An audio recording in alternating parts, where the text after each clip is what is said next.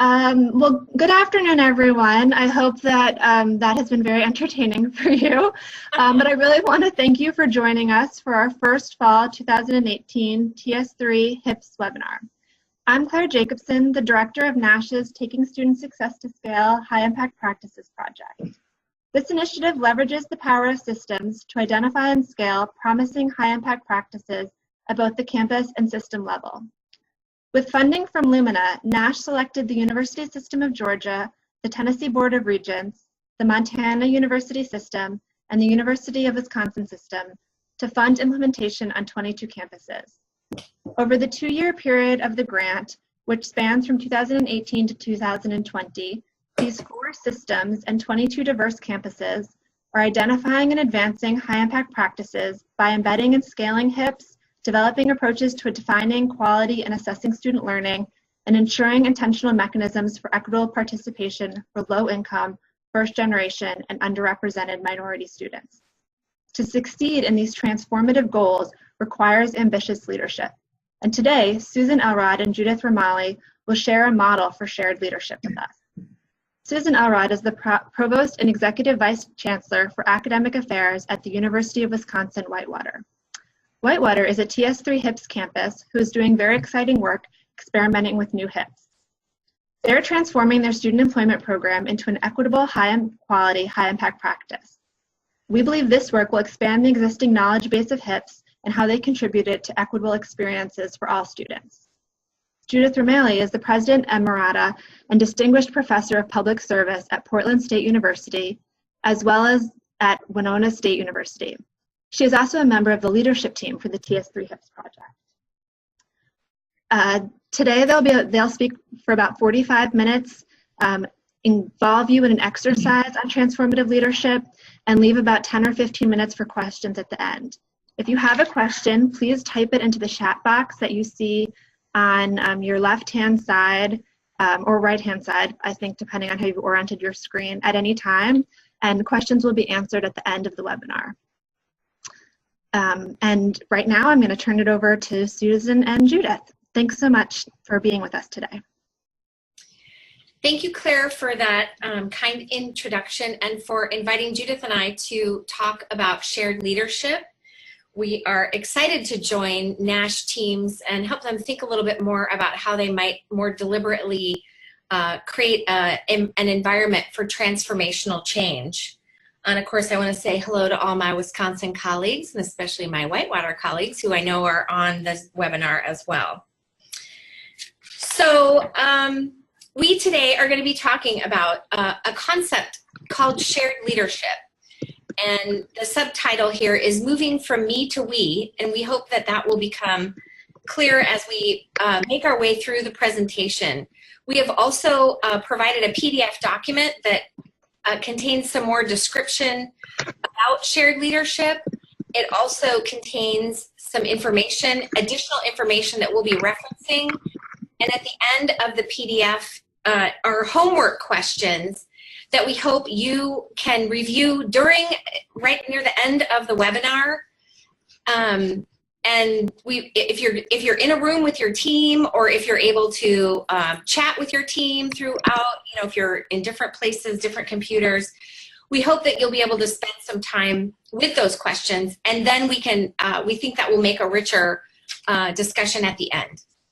So hopefully, I believe you were either emailed the PDF document or you received it some other way when you registered. So if not, you will receive it after the webinar, and you can certainly carry out the analysis of those homework questions with your team afterwards. You may want to do that in addition.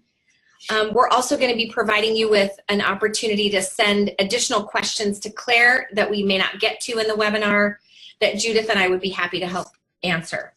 So those are just a few more logistics. And so now I'm going to move into our presentation. So we know that the NASH teams are part of this project for a variety of reasons.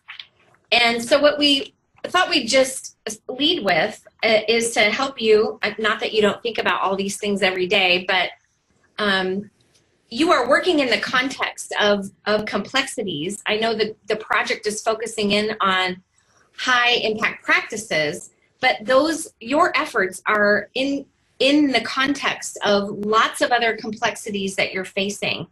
Maybe dwindling resources, maybe you have enrollment management issues, maybe there's public pressure around the curriculum or other areas. Maybe you have issues of civil discord on your campus. I know on my campus just yesterday we had a particular protest around an issue that students were passionate about. State or board mandates that are impacting your ability to make certain things happen, or perhaps acting as a distraction to helping you achieve what you might feel is your core mission. Maybe some of you are facing leadership transitions that also create challenges, maybe even in your NASH project as you're trying to move your goals for your campus forward.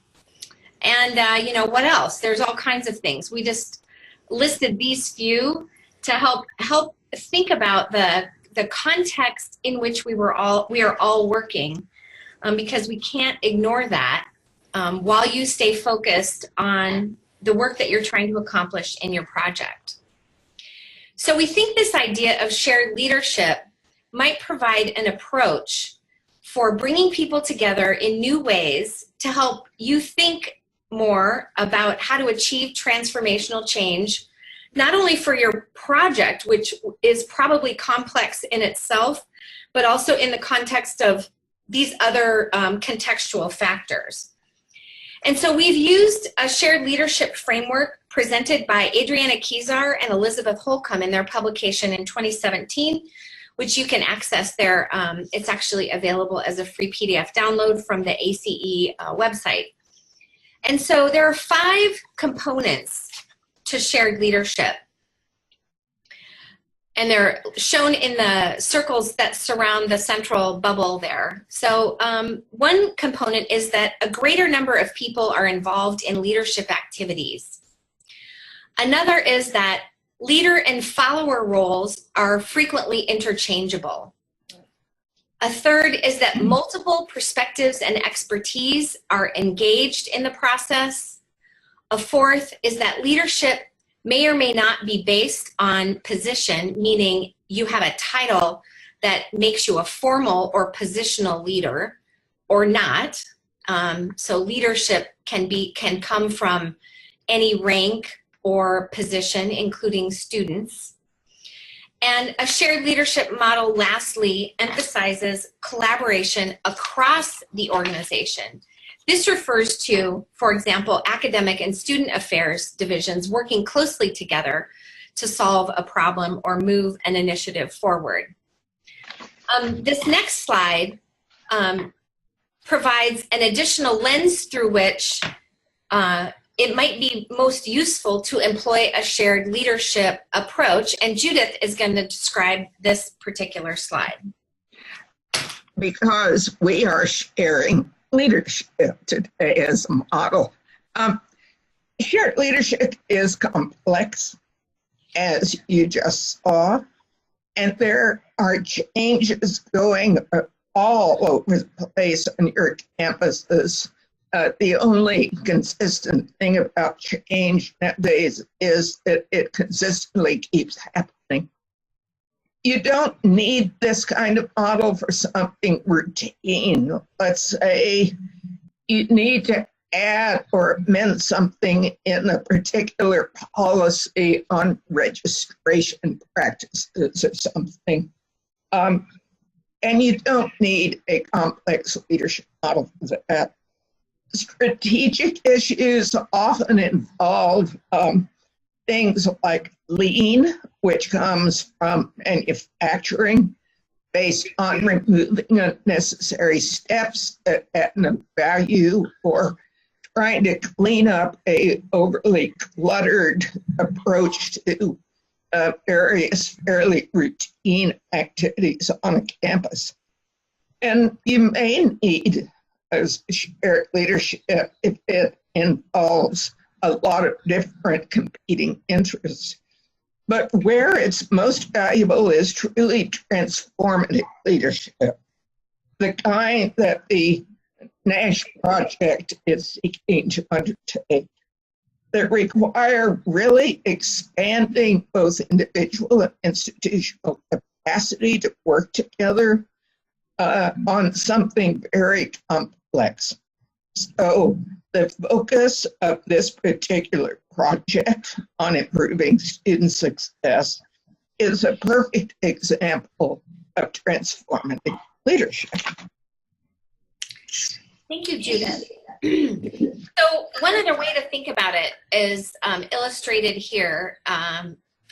You know, basically, if you think about the end product of building a building, which is a complex project, we just have some icons here that represent some of the components of the things that need to go into putting that building together. You know, you've got workers on campus, you've got to think about students, you have to think about things like policies or safety, you have tools that you can use at your disposal, there are people involved, there are checks and balances, there might be infrastructure or other components, and you've got to think about how all that fits together to put it all into the context of building something new, something as complex perhaps as a building. We also want to contrast shared leadership from shared governance. So shared governance is something that we have been talking about for a long time in higher ed, and in fact is a hallmark of how we make decisions and manage our institutions, but it's different than shared leadership. So shared governance is something that is employed in helping to set institutional direction, big decision-making, policy setting. The authority for shared governance may be delegated to different groups. And shared governance is a way that we can all be held accountable for the outcomes that we set or the direction that we set. Shared leadership is a process that we can engage when we need to implement university-wide goals, take action across units, share responsibility for achieving institutional priorities, making measurable progress on mission-critical outcomes, and achieving significant institutional change. So both, we believe, are important, and yet we hope this slide focused in a little bit on some of the nuanced differences between the two.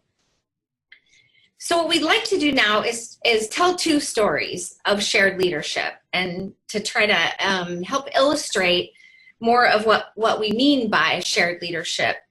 So the next story, or the first story, will be told by Judith, and this is a story from her experience at Winona State. Winona State University is a regional comprehensive public institution in southeast Minnesota. It already had a good reputation and a pretty strong sense of itself. But when I arrived at the institution in 2005, I guess it was, I realized that we needed to begin to build connections that would link different parts of the institution to work together on some fundamental enhancements in the educational experience, in how the institution connected to the community around it, and a number of other fairly large formative goals. So this is organized according to the elements you saw a couple of slides ago of the diagnostic features of shared leadership. The first is distributing leadership across the institution with people who have learned about the institution, about the creativity and the impact of leadership. So I created a leadership academy that was designed to build that leadership capacity. But I had the first group of people, all of whom were selected by different governance groups on campus, since I was new and wanted to make sure I actually supported shared governance. It included faculty, faculty, staff, and students. I'm starting to get feedback. Sorry about that. Anyway, create multiple perspectives and expertise. They got to select a topic for the year, and they then brought in other individuals with expertise in that topic, drawn from all over the place. So the people who had been leaders first often then became members of other teams. I empowered those teams to develop responses and strategies. In this particular case, the first topic was, how do we bring students on board who are transferring from other institutions and had not experienced our efforts in the first year to get people familiar with our institution? They were empowered to come up with solutions and the authority to act, and had a modest but meaningful budget to use to do so. The most important point, though, was that this happened each year, and the people who had been part of leadership academies earlier on now reacted differently when they encountered a problem. Instead of trying to look around for someone to blame for the problem, they began to call up colleagues, build a little ad hoc team to solve the problem. And so after about 3 years of these academies, the collaboration and interactions across the organization were no longer simply focused on being part of the leadership academy. They focused on caring about serving our community. So that's the Winona State story. I left there in 2012, but my understanding is that that pattern of working together is still active. Thank you, Judith. So now I'm going to share a story from Whitewater. And so my Whitewater colleagues, some of them on the webinar have been part of what I'm going to describe. And I'm only going to describe key elements of a particular initiative. But again, just to highlight some of the aspects of it that I think map back to a shared leadership framework. So we were a part of ASCU's Reimagining the First Year project. And so a couple years ago, we held an open forum related to the project for the entire campus to bring in more, to advertise more what we were doing, get more people involved, and again, think more deeply about our work on first year student success. And so the whole purpose of this forum was to get a greater number of individuals involved. That and a number of other things led to an understanding that there were multiple projects around student success going on besides the RFY project. And so we held a much larger birds of a feather meeting to expand project teams. And so this resulted in a gathering of multiple perspectives and expertise that we never would have known about had we not opened things up to the entire campus. As a result, new teams formed of various ranks, faculty and staff and administrators based on shared interests. And here we had all kinds of people leading and following, and there was a nice mix of people involved from across the institution. And these teams were empowered and held accountable, but were also given complete autonomy and permission and authority to act. Again, all kinds of different ranks and people leading. And what it did, much as the result in Judith's story, is it created a new nimble leadership structure that was able to respond quickly to new barriers or other issues that arose around student success. And a quick example of this is that we identified an automatic dismissal policy that was a barrier to student success. And because we had built such a collaborative structure, we were able to quickly change the policy to improve student success. I mean, it happened in a matter of months, and you know, for any kind of policy change on a campus, that's pretty fast. So we were able to engage the governance structure as well, and it really has been an important outcome for our students. So I'm going to hand it back to Judith to talk about the evidence-based nature of a shared leadership approach as well. What we've learned in a lot of these efforts is that any kind of change must be a scholarly act, meaning it needs to follow the basic expectations of good solution finding, problem identification, etc.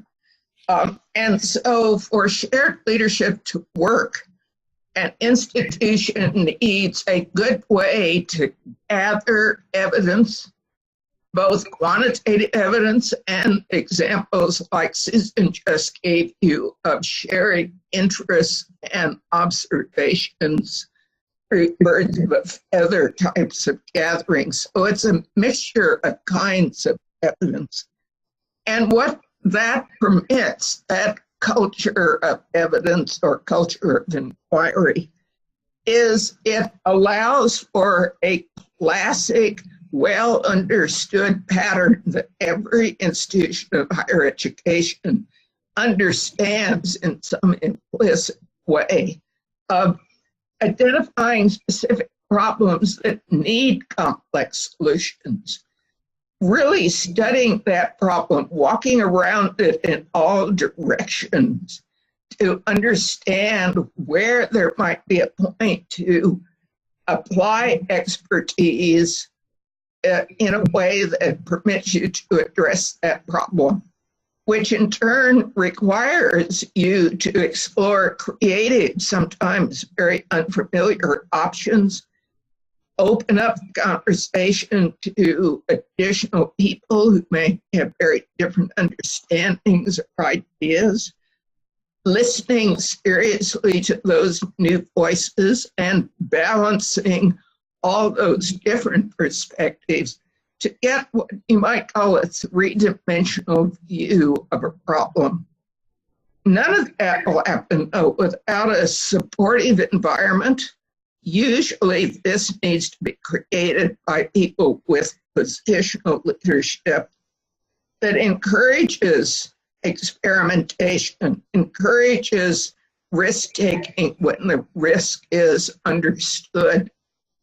And finally, if all that comes together, the institution begins to enjoy new patterns of interaction, new ways of working together, but also new forms of communication that gradually build within that environment new capacity to recognize and solve a complex problem.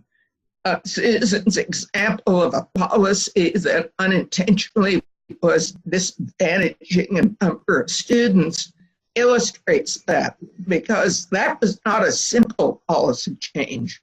That required understanding a complex array of unintended consequences. So between our two stories and this slide, I hope we're beginning to give you a feel for what shared leadership is and the environment in which it can come alive and be effective. So back to you, Susan. Thanks, Judith. So we're going to be talking in the next few slides after this one, really about how you can think more about how to build the capacity in your project and on your campus for shared leadership. But before we do that, we wanted to provide an example of a process flow that you might find useful as you're thinking about your complex project in terms of the stages of planning and implementation that might be useful. So we hope you've been engaging in some of these processes, but I'll highlight just a few of them. And certainly you can learn more in the publication that's referenced at the bottom of the slide. But any good project starts with knowing what you're trying to accomplish. So establishing a vision. And in order to do that well, and I think you've been doing this in your NASH projects, understanding the landscape that you have and the capacity you might have to act. So this is really about data. What do we know about our students? What do we know about their participation in HIPS? What do we know about how we're measuring the quality of HIPS? All of those kinds of things need to come together to help you form a vision about your project end goals that will help you effectively be strategic. These goals must also be aligned with institutional priorities. Maybe you have enrollment goals or you have achievement gap goals, whatever they might be. So that's really the first step. This is one of the most difficult steps, and one of the most challenging parts can be getting the data that you need. And I know some of you are working on data as a part of your projects. After you do that, then you can, from that analysis of the landscape and the vision that you've set for yourself, identify and analyze the challenges and hopefully opportunities you have to move forward. From there, you can choose strategies that leverage your opportunities, address your challenges, and hopefully will meet your vision. And then at that point, you need to think about, do we have what we need to be successful? Do we have the classrooms we need? Do we have the staff? Do we have the money? Do we have the infrastructure in other ways? So that's an important decision point. And then lastly, you can begin implementing, measuring results, and moving forward. The arrows there with the rocks in the river are meant to signify areas where you might eddy out in the river and spend some time. Those were areas that we found in the project where we developed this model, that people spend a lot of time going back and forth. And so it's okay to do that. The reason it's shown as a river is because change is not a linear process. You can go up and down the river. Obviously, downriver is easier than trying to go upstream. You can get out at any time. New people can come in. So this is meant to show that it's a very dynamic process, and one that can be hopefully exciting and productive. Another aspect of this project, as we were working on it to elucidate this model, was that we found that campuses had some implicit theories of change that are listed here. As we were helping campuses embark on complex transformative change projects, we found that they came up with things like are listed here. We just need to do something, or if we just had more money or more faculty, we could make things happen differently. If we could just focus on one department, that will help us create broader change. Many projects start and get implemented with just one passionate champion. A lot of people also think that data is all they will need to convince their colleagues that change needs to happen. And I already referenced this, but a lot of people think that there's some steps to change. If you read Kotter's 8-step model, it actually doesn't really happen like that, but a lot of people, you need to recognize that. And that change occurs most effectively from either the top or the bottom of the institution. Well, what we found was that people had these implicit theories, and the reality is actually that something often may not be the right thing, and one solution may not fit all. If you hear of a solution, maybe some of your colleagues in other projects are doing something, and you think, wow, that might be something that we need to do, it may not actually fit your student demographic or your faculty expertise, and ultimately won't solve your problem. You can't change the outcome by just doing more of the same. More money and more faculty doesn't mean a different outcome. If you're thinking about a single department, you might want to think more broadly, because that department is interdependent with others and may in fact depend on others for its success. One passionate champion might be enough to get something going, but it's not sustainable. It takes a village, and so hopefully many of you are working in teams, and leader development and succession planning is also important. When thinking about the data, it's not enough. people may be challenged. You have to think about how to present the data. You have to make sure your data is accurate and valid, and that it represents the problem that you're trying to solve. And as I already mentioned, change isn't linear. It's messy, it's personal, it's political, and you need to be prepared for those aspects of change. And the most sustainable change occurs when all levels of the organization are working together, from the grassroots to the treetops. So what we're going to do now is talk about some suggestions that we have for how you might move from me to we, so from a me-centered approach to a we-centered shared leadership. And I'm going to turn it over to Judith to talk a little bit more about what we really mean by me-based leadership and we-based leadership. We argued about this a little because we both wanted to do the one on we-based, but because I've been a university president and the typical hierarchy starts there, I got stuck with me-based leadership. Anyway, in that model, whether you're a president or the head of a department or a senior faculty member or whatever, you're defining the problem yourself rather than drawing other people into the conversation or inviting another group to define the problem or work on it. Secondly, you're the one who assigns responsibilities to various people that you want to create a solution to that problem. And you tell them basically how that problem should be solved. And when they come back with their advice, you decide what action to take. You demand results and accountability along the way, and those results and accountability depend very much on your own background. So if you come from a legal background, you're probably going to ask for that kind of evidence. If you come out of one of the sciences, you're probably going quantitative. If it's out of the social sciences, it may be that or something else.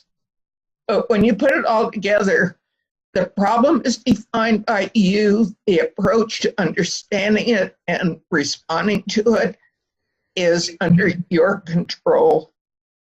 It's basically the define, command, assign model, because you're in control of the problem, the actions, and the definition of good outcome.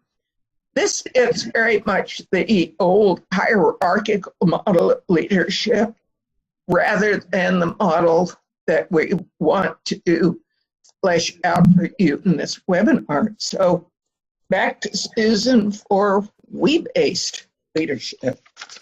Right. So besides some of the framework that we already presented, just to give you a little more sense of what shared leadership might look like in terms of the same components Judith just described, is that the leader isn't the only one defining the problem. The leader's identifying the problem or the situation to be addressed in collaboration with others. The leader may assign responsibility to address the problem, but does so to a diverse team. And the leader then has responsibility to empower and support the team to use multiple perspectives to come up with solutions. The leader sets expectations and holds the team accountable and builds the capacity for shared leadership and collaborative problem solving. So you can see that the leader in this case is more of a guide and a facilitator and a coach, as opposed to the one directing and being responsible for the action.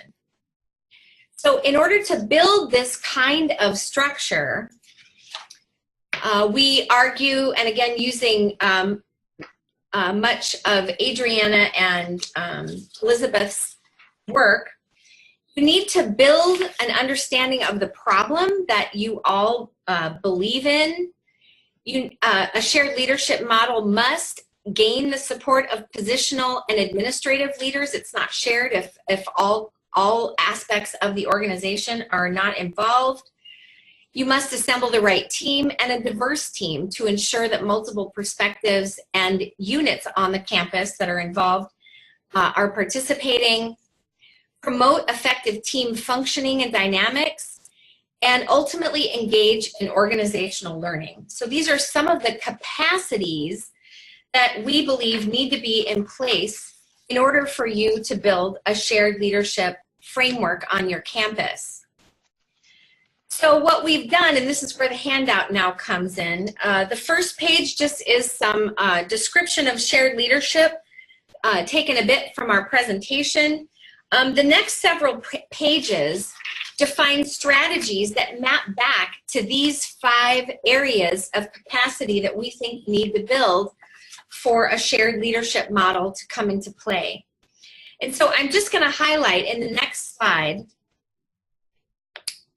how we've organized these strategies. So we've organized them according to those 5 areas that I just mentioned, but we've done it in 2 ways. We've developed strategies for people who are in an informal leadership role. So this could be a faculty or a staff member who is not a department chair or a program director or anybody with a formal positional title. And then, so those are suggestions we have, you see on the left.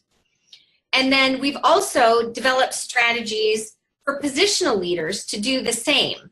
So in this case, example is, how can you build a capacity that your team and your project has support from positional leaders? I'll just use a couple of examples. I'll ask Judith if she would like to chime in as well. But if you're a group of faculty who are very passionate about high impact practices, you want to be sure your supervisor, whoever that is, your chair, your dean, maybe even the provost, knows about what you're doing. And I think importantly, make sure that what you're doing is framed in the context of institutional goals. I've seen so many projects get started that were fabulous, but they didn't line up to things that the institution was really focused on investing resources in. So it was hard for them to get support. Presenting the work as a solution to a problem that you know exists, as opposed to a new problem that needs to be solved. I know as a provost, I appreciate it when people bring me solutions as opposed to new problems. Problem solving is something I do on a daily basis. And so it's nice when someone comes and says, hey, here's a way we might be able to accomplish this. That's always welcome. Getting to know who the leaders are on your campus, seeking external funding, not just asking for internal institutional resources, and considering how existing resources might be leveraged or redeployed. Now, if we were in a room, I'd ask you to raise your hand if you're one of these kind of informal leaders, but I'm not sure we can do that on the webinar. If you're a positional leader, if you're a department chair, you're a dean, you're a provost, you're an associate provost, you're somebody with decision-making responsibility, with authority, with budgetary responsibility, here are some suggestions for you. Giving permission to innovators to support. I'm not going to read through all of these. You can see them. Showing up to project events, including project goals and results in other relevant meetings, talking about them. Helping to identify institutional funds. Providing other kinds of administrative support for meetings, food, coffee, pizza, sending teams to conferences, and being a role model. So these are just some of the examples that we thought of that might help you build capacity in that one area. Judith, do you want to add anything in from this particular set of examples or others? Actually, one point. I imagine that some significant number of you are dealing with leadership transitions of one kind or another. And if you are not in a position that's formally a leadership position yourself, you may be spending time worrying about whether the new person, president, provost, dean, shares your interest in something that you are passionate about. You may worry about how to reach them This same set of ideas for informal leaders works then too, whether it's about a project like HIPS or it's some other thing.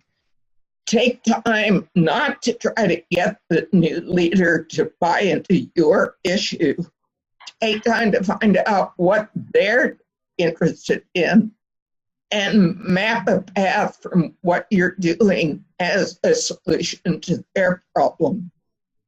If you're a positional leader and you have a new boss, some of these same elements apply. The difference being that you have a chance to brief the new person, President, Chancellor, Provost, on what's innovative and important in your domain at a time when they have been there too short a time to have their own bragging rights yet. They will respond to your story, particularly if you show them some evidence that it's, quote, true, close quotes, that you haven't overstated it. And it will remain part of their repertoire as they add other stories as they get to know the place. So building capacity works just as well for bringing a new kid on the block as it is, as is described. Thank you, Judith. I think that's useful. I'll also maybe share in for any new positional leaders, if we have some of those on the webinar, reaching out to your teams, coming to understand what the work is at the institution before jumping into announcing new programs or initiatives, but making sure that you're reaching into the expertise and the work that already exists in the project. And for those of you who are on a campus where a new leader is coming on board, do what you can to help them learn about the important work that you're passionate about and that you know is going to help the institution move forward important institutional goals. So there's a lot of good interaction that can happen between the various departments, units, different kinds of leaders on a campus to move a project forward. So what we would like to do now is have you focus in on the homework questions and or give you an opportunity to ask any questions you might have of Judith and I in the last few minutes of our webinar. So if you have a few minutes, or if you want to take a few minutes to review the different kinds of capacities that are in the homework, they're based essentially on those bullet points I presented earlier, and think about areas where you may need to build capacity. If you want to put that in the chat box, you can either ask a question about it or you can map it back to the strategies that we've provided. And then we'd also like you to think about how this shared leadership approach might help you with your NASH project. So feel free to chat in your questions. Claire has also provided her email address so that you can email her afterwards if we don't get to your question, or if you think of something later on as you're talking through these materials with your team. Yeah, so if you have questions that we either don't get to or you think are larger in scope, please go ahead and send them to me, and I will send those to Judith and Susan, and we will pick a couple, particularly if they happen to have a tie-in to HIPS. That's not a requirement, but if they do, and we will highlight a couple of those in our newsletter. We wanted to see if this might be a good way to continue the conversation, because we know that there's always more questions than we can get to. Or some people like to let information kind of digest, or you have a conversation later on today or later on this week with a colleague and something comes to mind. So while we're always open to getting emails from everyone, we wanted to be more directive and say, please email us and we'll try this form of following up. But for now, we do have about 15 minutes. So if you have questions, please put them into the chat box. or if you're working on your projects and you want to share some of those ideas, I will go ahead and read those off, and Susan and Judith will answer them. Maybe, Susan, if you wanted to advance to your last slide, since people probably will need a few minutes to formulate some thoughts, I'll just go ahead and do 1 or 2 business items right now. I did just want to let everyone know about some upcoming webinars. There are 2 for the fall. The second HIPS webinar of the fall will be on communicating your HIPS strategies to faculty and senior leadership. This will be with Deborah Humphreys, the Vice President of Strategic Engagement from Lumina, and that will be on Wednesday, November 7th. Then we will also have a TS3 network webinar on trajectory analysis, and that will be on Thursday, October 25th. Almost all of our webinars are at 3 p.m. Eastern to try to hit the sweet spot for all time zones, since we have people in Hawaii and Alaska all the way to Maine. So typically at 3 p.m. Eastern. And that will be with a variety of presenters from the University System of Georgia. And then the link to register for those webinars is at the bottom. You can also get to it from either the TS3 HIPS or the TS3 Network website. And it looks like we have a question. So, are there specific strategies that might promote interdependent work among members that are located in geographically isolated locations? Well, Lisa, that is a question that we think about a lot here, since we are a diffuse network with pretty much no one in the same place. So I am going to ask Susan and Judith their thoughts on that. Great. I'll start, and then Judith can certainly chime in. You know, this is kind of interesting. Here in Wisconsin, we just received a new branch campus that's 45 minutes away. So we've been challenged with this particular problem because we have a new set of colleagues that we need to work with on a regular basis. So I think, you know, there's so much great technology now, like Zoom and other means to share, you know, in a video conference. I think that one thing that we're trying is using some more collaboration software like WebEx Teams for document sharing. One thing I know that is a big challenge is, you know, a lot of people like Google Docs and other people don't. So that issue of document sharing, I'm not sure has yet been resolved. But I think that you just need to think about what technologies can you put into practice that will help you at a distance. It's also, I think, important to periodically come together in face-to-face meetings. And so figuring out how to facilitate those, I don't know how far apart your people are, but I think there's a lot of great technology, and we're using that now more and more, and it's working pretty well. So I think you just have to figure out what kinds of solutions are people going to prefer, and will they use, or that you have the capacity for. I know that we're equipping more of our conference rooms with two-way video conferencing, which we didn't have before. So you might also need to think about some infrastructure. I don't know, Judith, you want to add something in on that? You covered it about the way I would only add one point. It would be interesting to know what kind of interdependent work you are focusing on. Perhaps, Lisa, you could send us another chat and tell us that. Because if you're in a group of institutions in a state system, there are various models already in place for knowledge sharing, for bringing people together. And it should be possible if you have particular partnerships you're trying to build to make sure you take advantage of those convenings to talk about your own effort at the same time.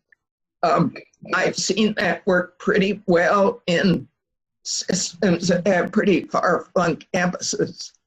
If, on the other hand, let's say you're a four-year institution working with a couple of two-year schools that send you a significant number of students, but they are not right next door. Now you have a whole set of problems. Even if you use technology, you have the problem that you may be on a different academic calendar. You have challenges in finding common spaces. So often the first step there is to undertake the difficult task of clearing space for some time during the week that is clear on both institutions so you can interact with each other either through some mechanism like Zoom, or if you're not more than half an hour, 45 minutes apart from each other, to actually get together. Mm-hmm. Yeah, Lisa, if you want to provide any additional detail, we're happy to. We hope that answered your question. If not, please let us know. I'll just make a comment about the upcoming webinars. They actually fit nicely into what we've talked about here. Predicting student success, the analytics and data piece is really critical. And then Deborah Humphrey's webinar on communicating your HIP strategy to faculty and senior leadership. That's exactly what we've been talking about, related to making sure not only that you have all the stakeholders involved and thinking about how you need to couch or talk about your project in ways that are going to get colleagues on board, that will help senior leadership understand what you're trying to accomplish and what you might need to be successful. So I think those look like really great upcoming webinars. And thanks to Carolyn for texting a link to some additional reading. Any other thoughts or questions? Perhaps you might, somebody might chat in how they think this kind of approach might help them in their project. Maybe you already have what you think is a framework for shared leadership, and you might write a little bit more about that. Or I would also be interested in what problems you're running into in trying to advance your agenda with respect to student success, because part of the focus here is on ways to solve problems, but the question is, what are your problems? Mm.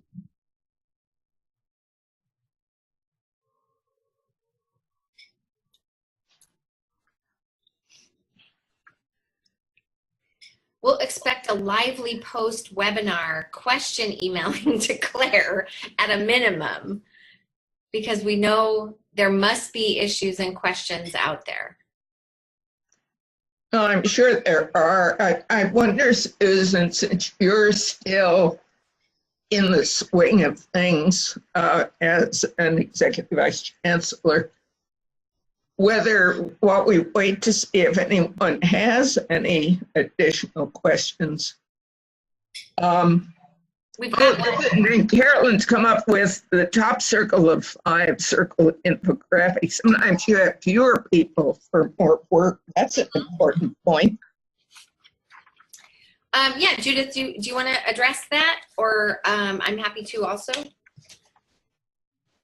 What's interesting is that it's worth unpacking that assumption. Do you really have fewer people, or have you not tapped people that you tend not to think of as being somehow knowledgeable about the issue or in a position to help create a solution? There's a tendency in higher education to create a culture of impoverishment, where we think we don't have the time, we don't have the money, we don't have the permission, whatever it is. When in fact, often there are people around us who share these interests, have something to contribute, and we're operating without knowing they're there. So I'd be interested in when you have fewer people for more work, because there's a growing tendency not to try to do more with less, but to be smarter about doing with less.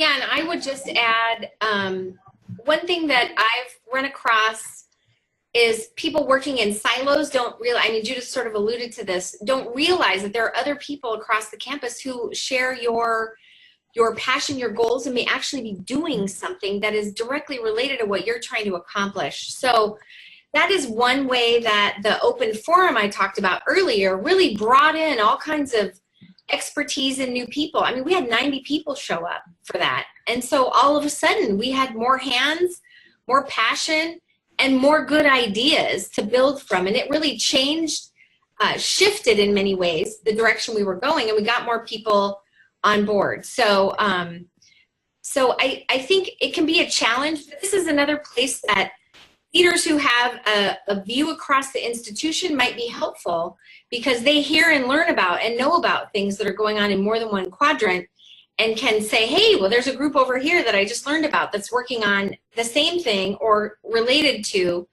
And so that's another way, and maybe you are one of those people, but thinking about how to connect across synergistic projects is another way to get more people involved. Right.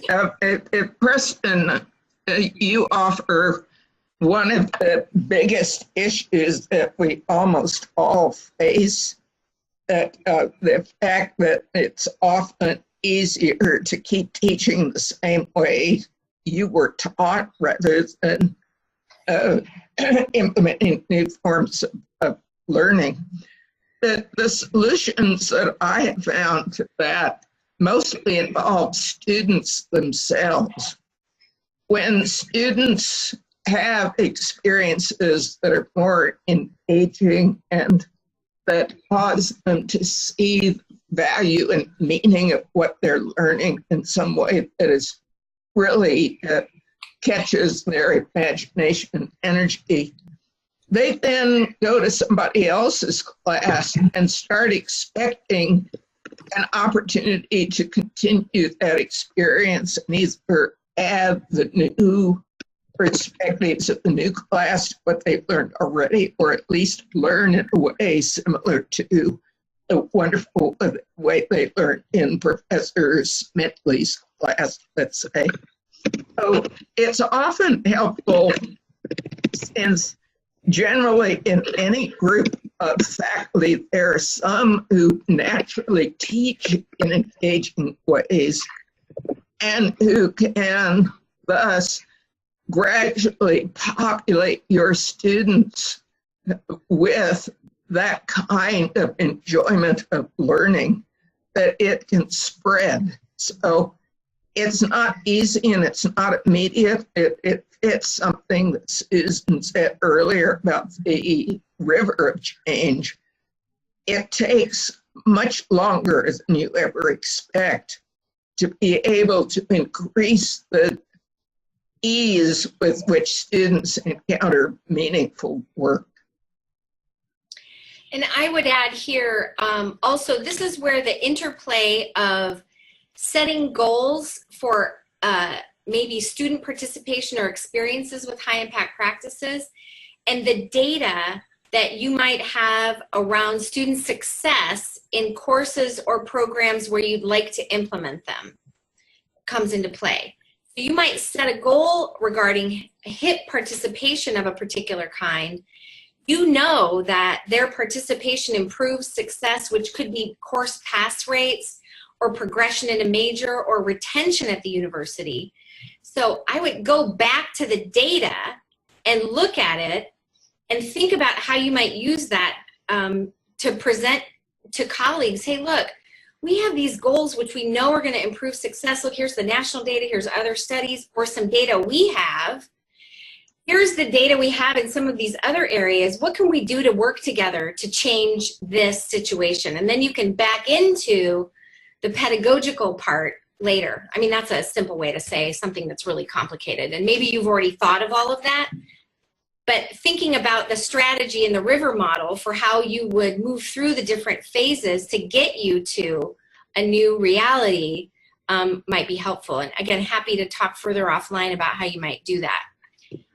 We are almost out of time. Yes, I wanted to thank very much Judith and Susan for being with us today and sharing some really engaging and insightful views on leadership. Again, anyone who wants to follow up, please email me. It's claire@nash-dc.org or scroll up. You can also find it on our website. Again, thank you so much for joining us. We hope that you'll join us in the future webinars. And Judith and Susan, thank you so much for presenting this. I'm sure that everyone has a lot to think about. And as you do so, and if you find you have questions, Judith and Susan have graciously said that they will answer those. So have a great afternoon, everyone. Thank you, Claire and Nash, and thanks to everybody for spending some time with us. Take care. Bye.